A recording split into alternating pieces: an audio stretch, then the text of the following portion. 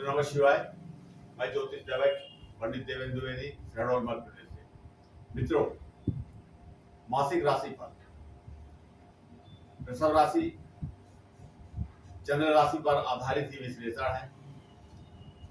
वृषभ राशि के जातकों के लिए माह सितंबर 2025 कैसा होगा, क्या क्या प्राप्त होगा।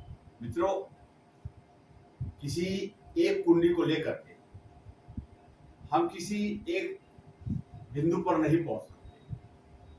कुछ रास्ता जरूर दिखता है, अनुकूलता दिखती है, लेकिन जब तक हम जन्म कुंडली, चंद्र कुंडली, अष्टक वर्ग सारणी और भिन्नाष्टक, इन 4 कुंडलियों का अध्ययन हम नहीं करते, तब तक हम किसी निश्चित स्थान पर नहीं पहुंच पाते, किसी निर्णय पर नहीं पहुंच पाते, और कुछ ज्यादा कहना उचित भी नहीं होता। तो सबसे पहले जो हमारी जन्म कुंडली होती है, जो हमारे जन्म के समय निर्मित हुई, उस समय ब्रह्मांड में कौन से ग्रह किस राशि पर गोचर कर रहे थे, इसका विवरण रहता है। और जन्म कुंडली स्थायी कुंडली है। प्रत्येक व्यक्ति का जन्म किसी न किसी समय तो हुआ है। ब्रह्मांड में जो गोचर चलते हैं वो चलते ही रहते हैं, उनकी यात्राएं कभी रुकती नहीं है, और वो स्थायी रूप से होता है। किसी न हर व्यक्ति की कुंडली जो है, किसी न किसी लग्न में, किसी न किसी राशि में, किसी न किसी नक्षत्र में जन्म तो वो ही है, वो स्थायी कुंडली है। और जन्म से लेकर के अंतिम समय तक किसी न किसी ग्रह की महादशा, अंतरदशा, प्रत्यंतर दशा, सूक्ष्म दशा, प्राण दशा चलती रहती है, जिससे जीवन प्रभावित होता है, हम सब लोग प्रभावित होते हैं, भूमंडल प्रभावित होता है। मित्रों, पहले तो जन्म कुंडली आप सभी को पता है, देखते भी रहते हैं, और हमारे जो दर्शक हैं, बुद्धिजीवी दर्शक हैं, वो बहुत कुछ अपनी जन्म कुंडली के बारे में जानते हैं। वो खुद ही मुझे बताते हैं, ऐसा नहीं, ऐसा है गुरुजी। जन्म कुंडली को लेकर के ज्यादा बातें मैं नहीं करूंगा, क्योंकि वीडियो बहुत लंबा हो जाता है। एक तो जन्म कुंडली पहले देखी जाए, उसके बाद गोचर कुंडली। यह है चंद्र कुंडली। वृषभ लग्न की कुंडली है, वृषभ राशि की कुंडली है। वृषभ लग्न के जातक और वृषभ राशि के जातक दोनों के लिए है।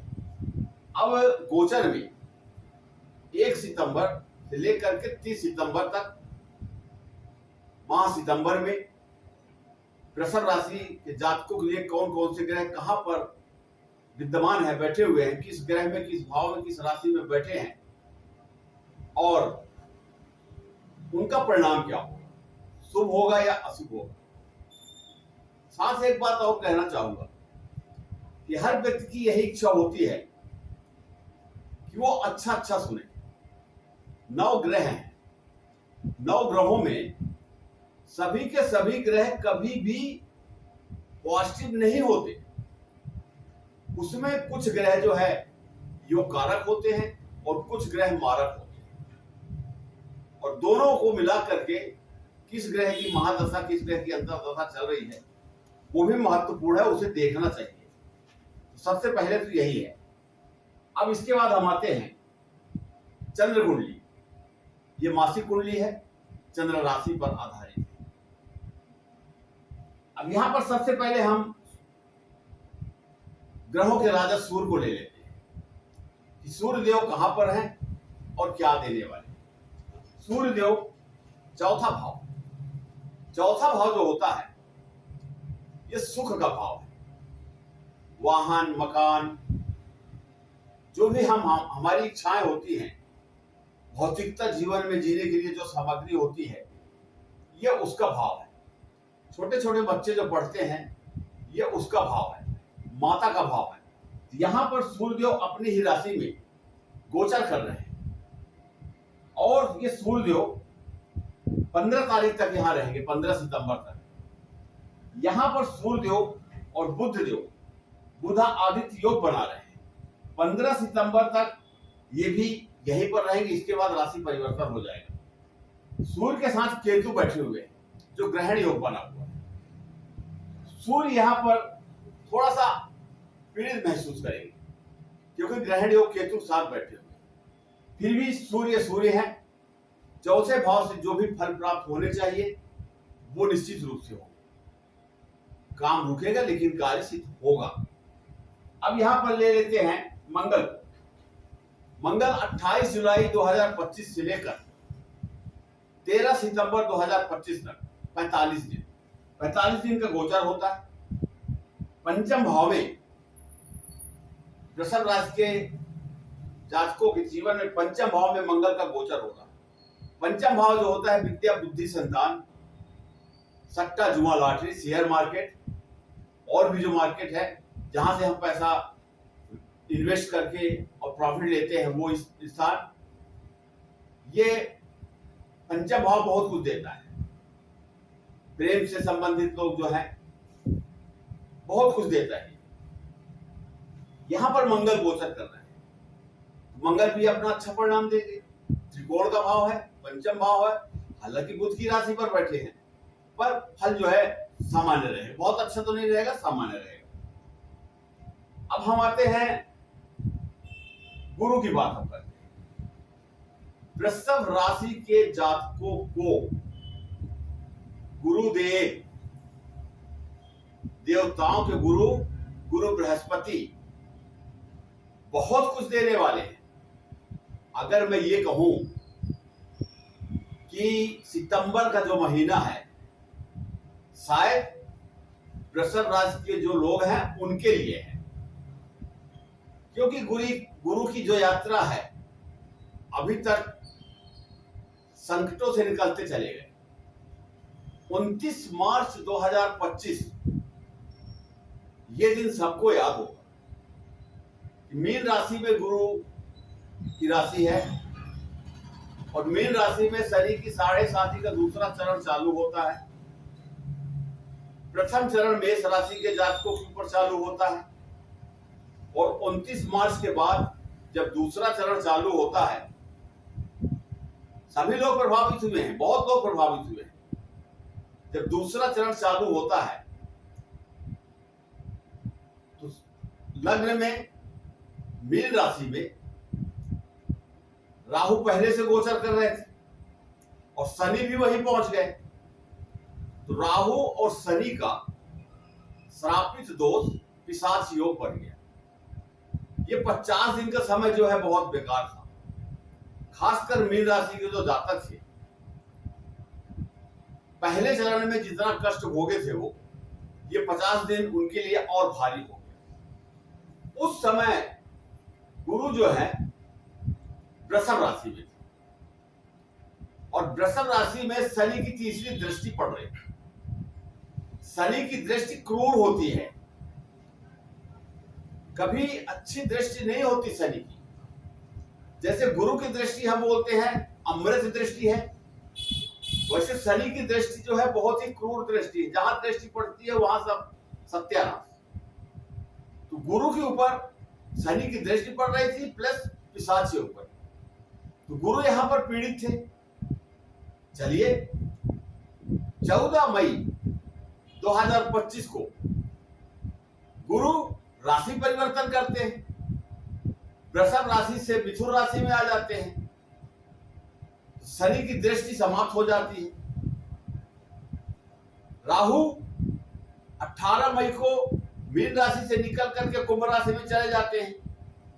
तो जो पिशाच योग बना था, श्रापित दोष बना था, गुरु उससे मुक्ति हो पा गए, गुरु स्वतंत्र हो गए।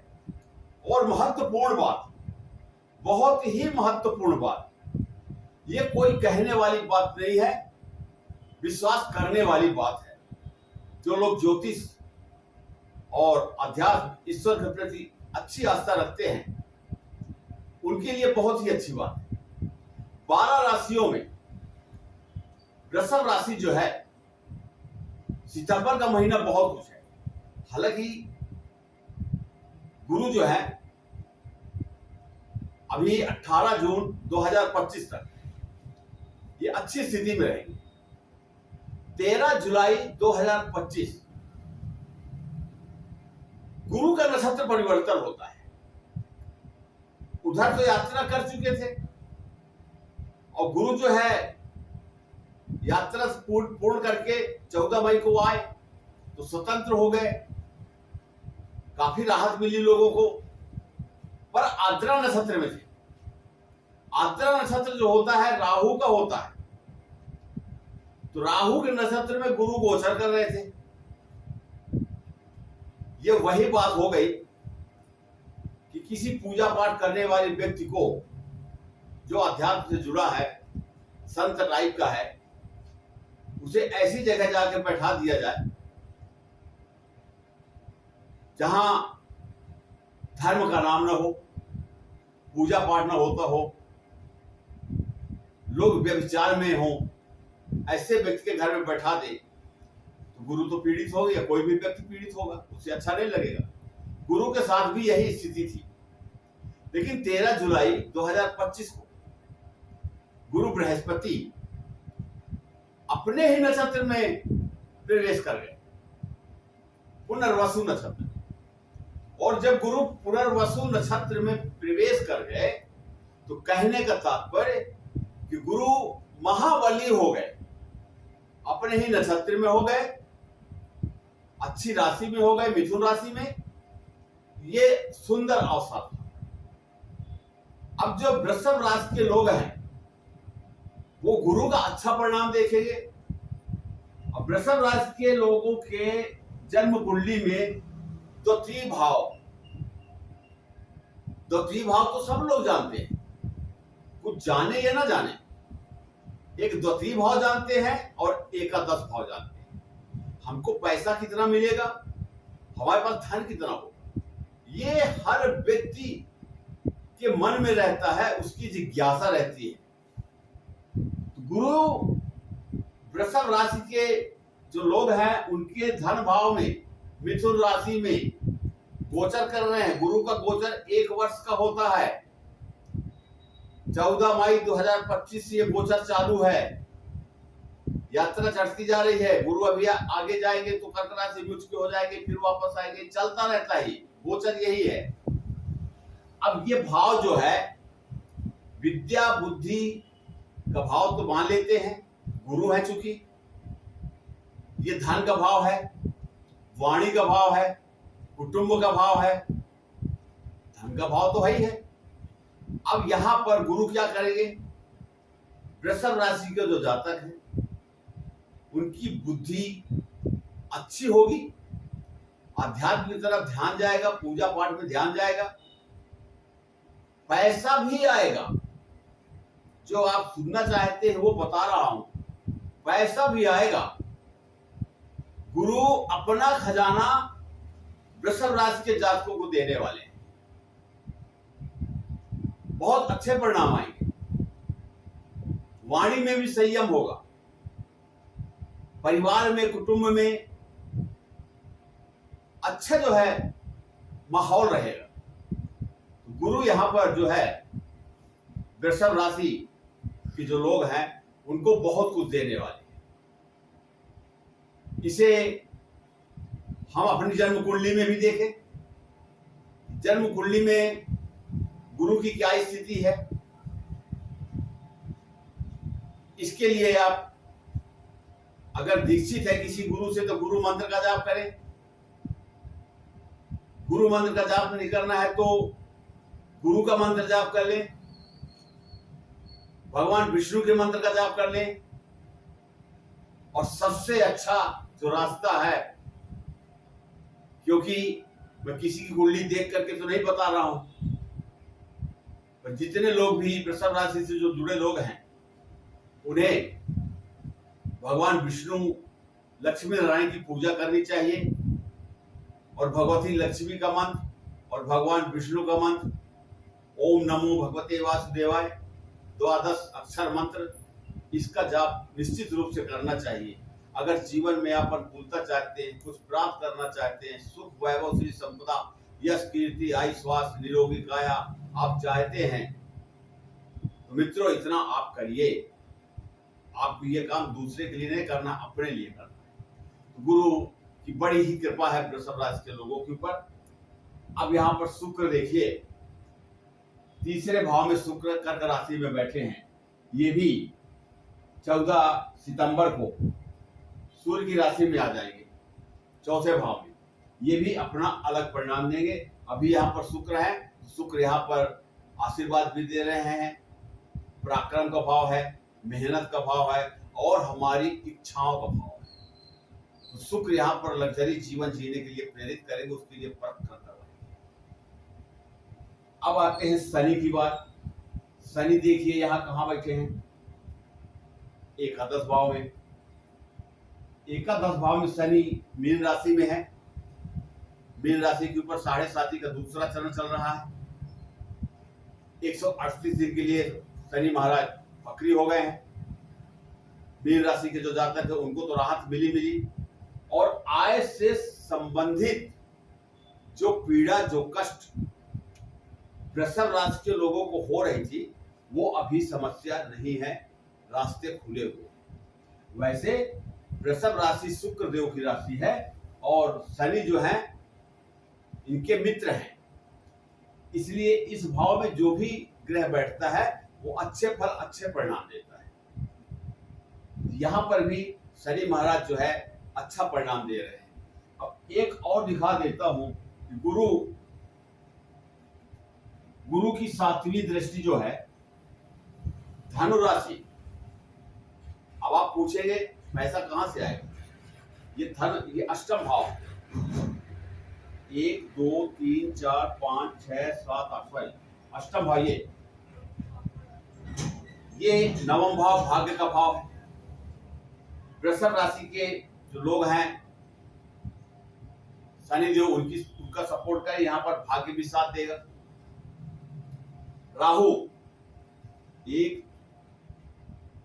राहु की 5वीं दृष्टि गुरु के ऊपर पड़ रही है।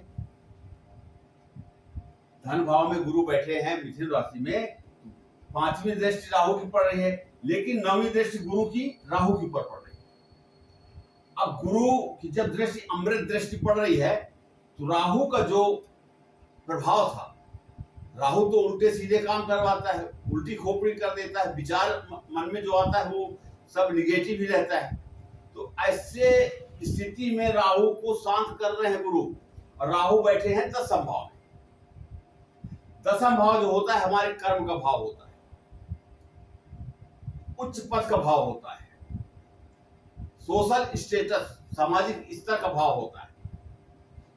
ऐसे स्थिति में ये राजनेताओं का भी भाव है, और राहु जो है राजनीति का कारक भी है। रातों रात प्रमोशन हो जाना, मंत्री से मुख्यमंत्री हो जाना, विधायक से मंत्री हो जाना, मुख्यमंत्री हो जाना, राज्यपाल हो जाना, जितने भी राजनीति से जुड़े लोग हैं ऊपर की तरफ बढ़ना, ये राहु करवाता है। और अभी बहुत अच्छा जो वृषभ राशि के जो लोग हैं और राजनीति से जुड़े लोग हैं उनके लिए राहु जो है बहुत ही महत्वपूर्ण है, ये भी होगा। अब यहाँ पर केतु की हम बता दिए, सभी ग्रहों का हम बता दिए। अब मित्रों एक प्रश्न आता है, इसके आगे जो वीडियो आएंगे आपकी सभी शंकाओं को दूर कर देंगे।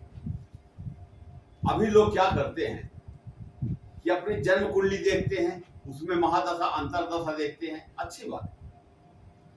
उसके बाद चंद्र कुंडली में जाते हैं तो जन्म कुंडली भूल जाते हैं, इधर देखने लगते हैं, अच्छी बात है। लेकिन जन्म कुंडली में किसी भी ग्रह की महादशा तो चल रही है और अंतरदशा भी चल रही है, चंद्र कुंडली में भी यही स्थिति है।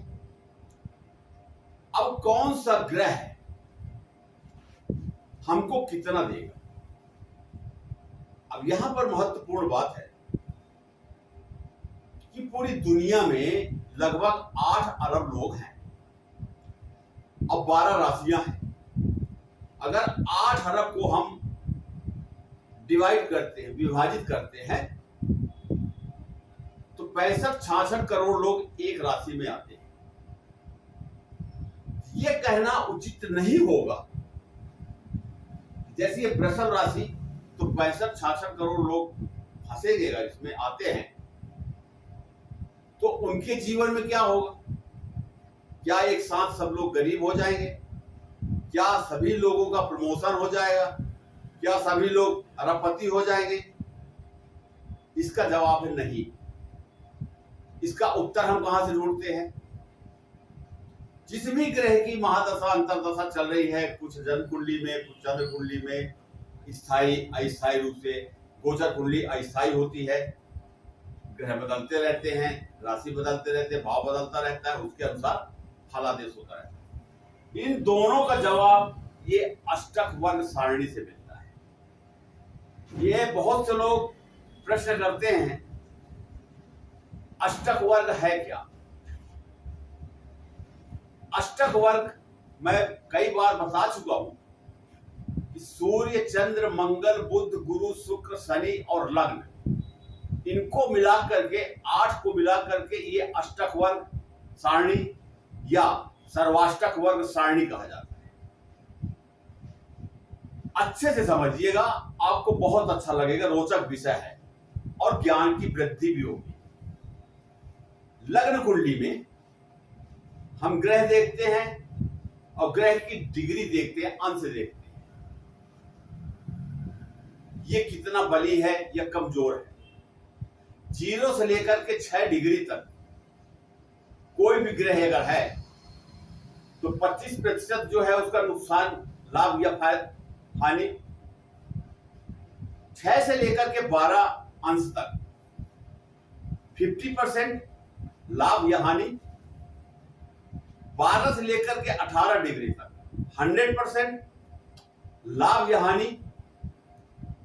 18 से लेकर के 24 तक 50%, 24 से लेकर के 30 तक 25%, और शुरू में 1, 2, 3 है, या लास्ट में 28, 29, 30 है, तो वो ग्रह निर्बल हो जाता है, कमजोर हो जाता है, उसकी महादशा अंतरदशा में उसका कोई प्रभाव नहीं पड़ता है। कोई भी ज्योतिषी यही देख करके कि ग्रह की डिग्री कमजोर है तो रत्न पहनाते हैं, रुद्राक्ष पहनाते हैं, मंत्रों का जाप देते हैं, मार्गदर्शन देते हैं। ये जन्म कुंडली के अनुसार होता है। तो ग्रहों की शक्ति देखने के लिए हम अंश का अध्ययन करते हैं, उसके अनुसार आगे बढ़ते हैं, जो आप सब लोग करते भी हैं।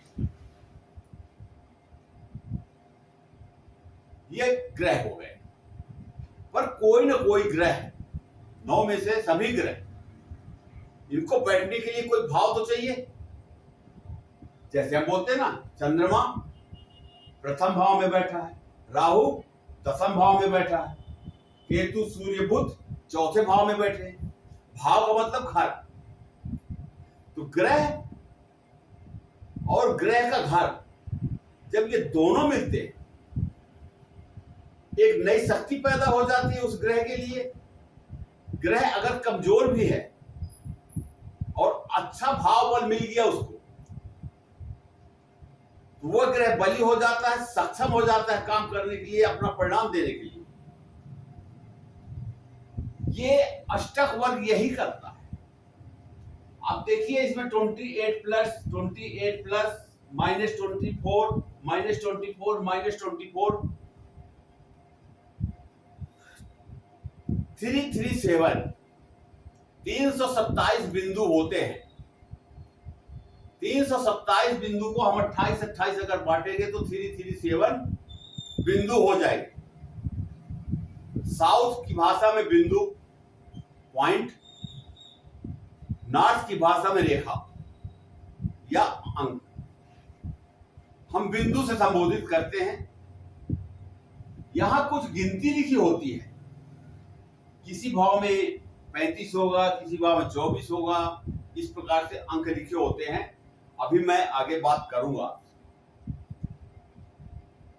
आपको बताने का प्रयास कर रहा हूं कि किसी ग्रह को देखने के लिए हमको क्या क्या करना पड़ता है। अब यहां पर देखिए, लग्न कुंडली में 6, 8, 12 3 भाव अशुभ भाव माने गए हैं।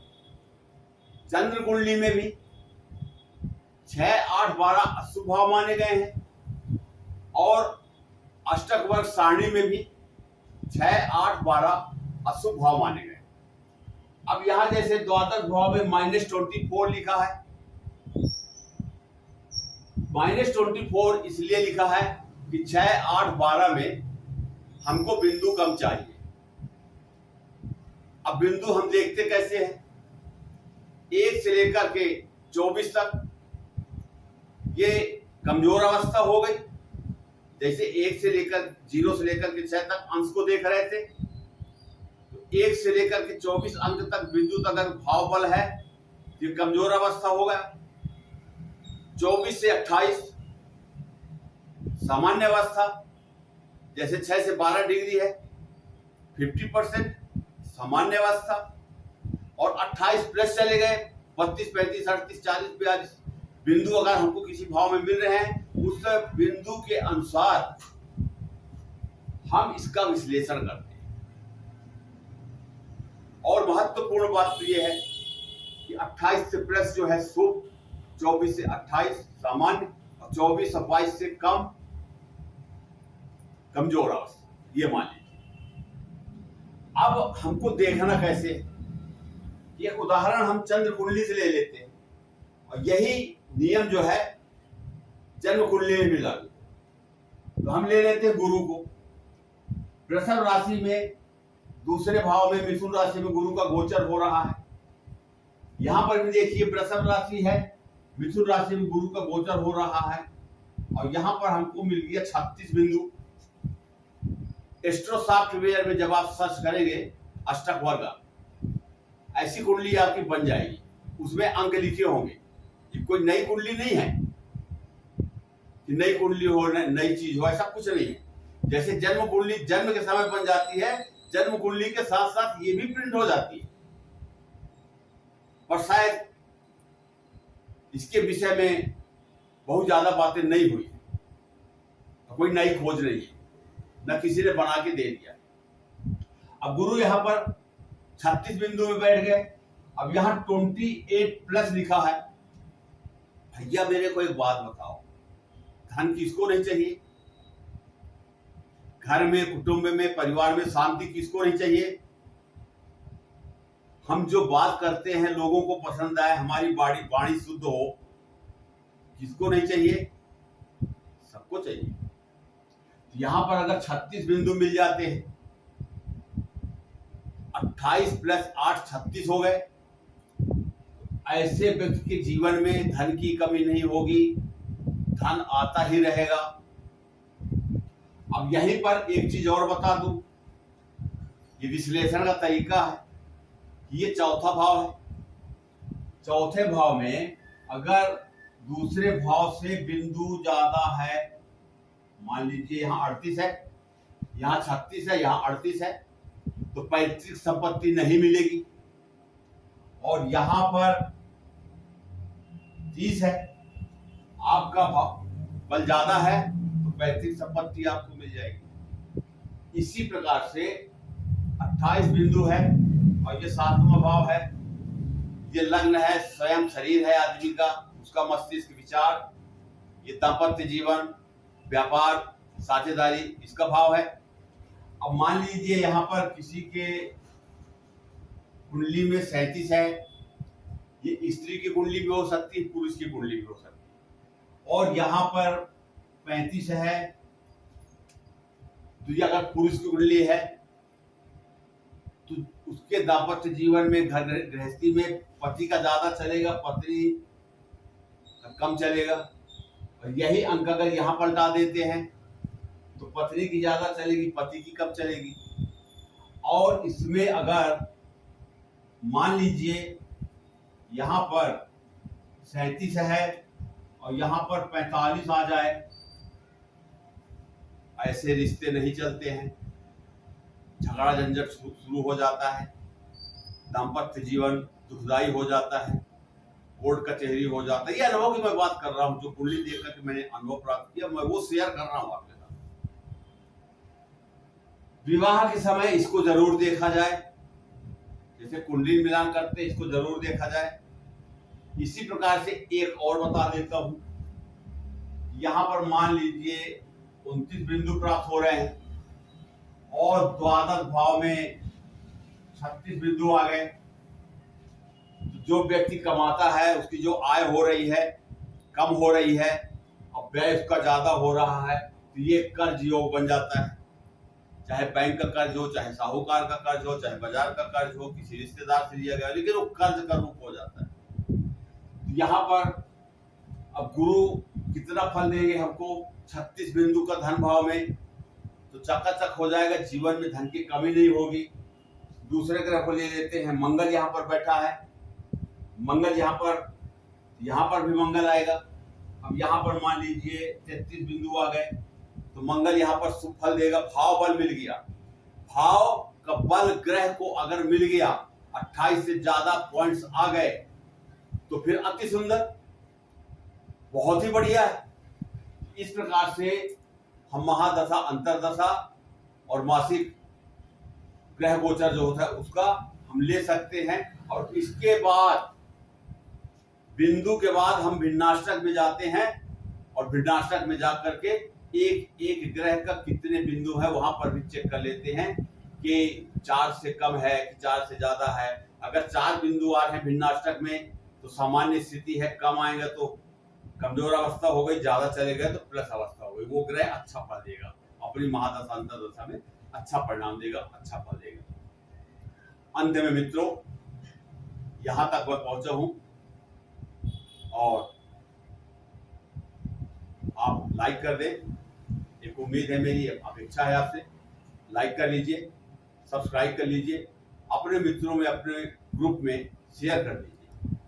आप अपनों की कुंडली दिखाना चाहते हैं, अपना नाम, जन्म तारीख, जन्म समय, जन्म स्थान व्हाट्सएप मैसेज कर दीजिए, रिप्लाई मैं स्वयं करूँगा। इन्हीं शब्दों के साथ अपनी वाणी को विराम देता हूँ।